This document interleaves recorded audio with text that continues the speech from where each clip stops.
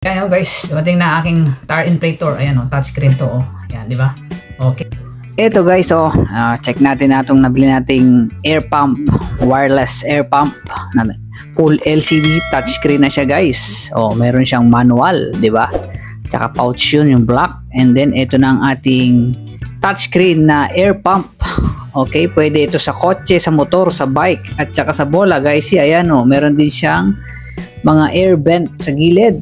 Okay, at itong box na to guys is ito yung niya, yung cable niya, charger. Okay, type C nga pala ito guys. At saka nandito rin yung pinaka-inflator hose niya. Okay, 15 inches yan guys. Yan ilalagay nyo doon.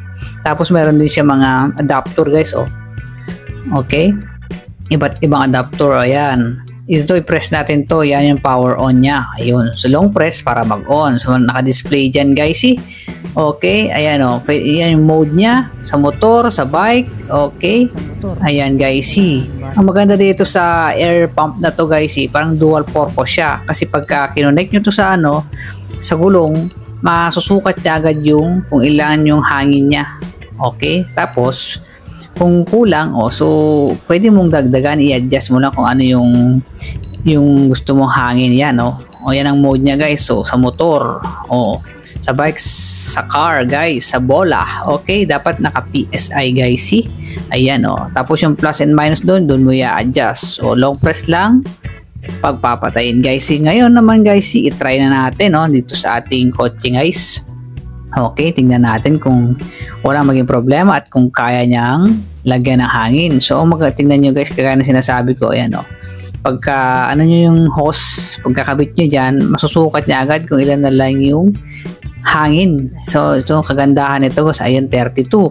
So ang gulong ko kasi dapat 34 yan. So ayan, so 30 plus. So dagdagan natin ng 34 dapat. So pitutin lang natin guys yung plus hanggang 34. Ayan lang Okay, naka PSI dapat yan mga guys Ayan, 34. Tapos press nyo lang yung button sa gitna. Ayun start na yan mag-pump. Antayin na lang natin na maging 34 yan. Okay, yun kagandahan na itong air pump na to guys. Touchscreen, full touchscreen na siya. Nasusukat niya na yung hangin ng gulong at nagkakarga na rin siya. Tumigil siya bigla ng kusa pag na-reach niya na yung designated na tire na sinet mo, 34. So okay to mga guys. Nandyan na yan sa basket, available na.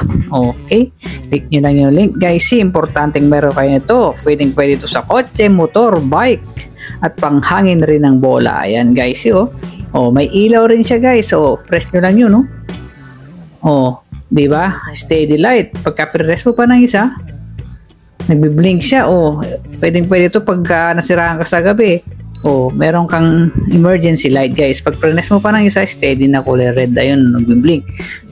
Mga pala guys, power bank na rin to. Ayan may USB dyan. Pwede ka mag-charge, diba? Okay, sulit na sulit kung may ganito ka.